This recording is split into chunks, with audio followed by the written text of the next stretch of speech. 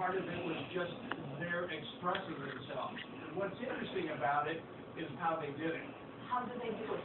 It's laid out flat. Okay. The artist bends over and he has a strand of the beads in his mouth, and he feeds the beads down on the board. Really? Then they're glued down. So it's really, really extraordinary.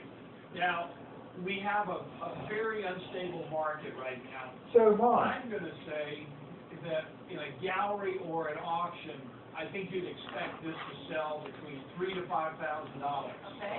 which on your initial investment is Yeah, I $500. never heard of that. Yes.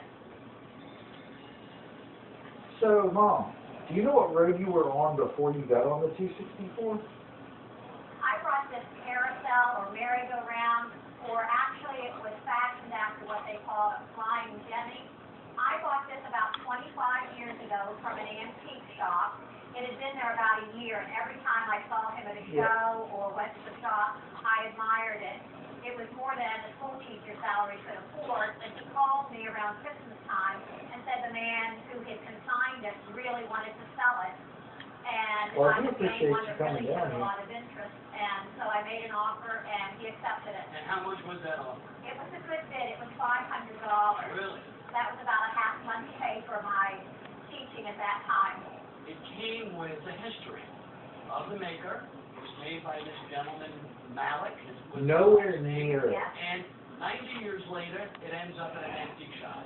And I say 90 That's years correct. because And you have you crossed 95 or not? Designed by his great-grandson. In terms of a carousel, we call this a menagerie because it has not just horses, it has two goats, it has two deer. On the other side, we see lions, we see tigers, and those were the more sophisticated carousels that had two of each of these different characters.